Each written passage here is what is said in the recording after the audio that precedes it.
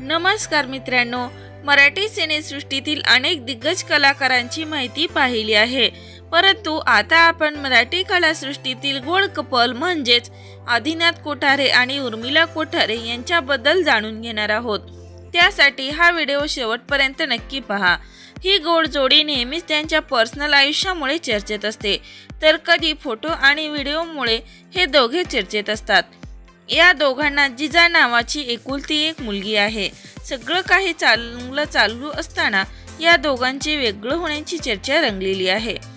मराठमोळी अभिनेत्री उर्मिला कोठारे गेल्या काही दिवसापूर्वी उर्मिला आणि आदिनाथ कोठारे मध्ये दुरावा आल्याचे बोलले जात आहे, पण काहीच दिवसात ही चर्चा अफवा असल्याचे आदिनाथ यांनी सांगितलेले होतं।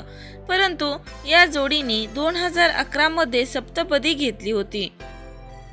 हे नातं जुळलं होतं ते म्हणजेच शुभमंगल सावधान या सिनेमाच्या सेटवर। या सिनेमामुळे आदिनाथ आणि उर्मिलाची लव्ह स्टोरी सुरू झालेली होती। तर चंद्रमुखी या सिनेमाच्या प्रमोशनला उर्मिला कोठारेने कुठेही हजेरी लावलेली नव्हती। सोशल मीडियावरून देखील उर्मिलाने आदिनाथला अनफॉलो केले आहे।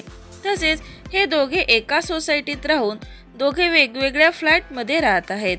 उर्मिलाने आदिनाथला वाढदिवसाच्या शुभेच्छा दिल्या नव्हत्या, त्यामुळे या दोघांच्या घटस्फोट झाल्याच्या चर्चा रंगल्या आहेत। तर मित्रांनो, प्लॅनेट मराठीच्या पटलं तर घ्या या शोमध्ये उर्मिलाला विचारण्यात आले की प्रेम म्हणजे काय। या प्रश्नावर उत्तर देत उर्मिला म्हणाली की मैत्री आणि विश्वास। यानंतर तिला पुढे विचारण्यात आले की पण जर त्याच प्रेमाने जखम दिली तर। यावर उर्मिला म्हणते दुसरे प्रेम शोधायचं। यावरून असं बोललं जात आहे की उर्मिला कोठारे ही दुसऱ्यांदा लग्न बंधनात अडकणार आहे। तर मित्रांनो, उर्मिला कोठारे ही अभिनेत्री तुम्हाला आवडते का? लाईक कमेंट करून नक्की सांगा। तोपर्यंत धन्यवाद।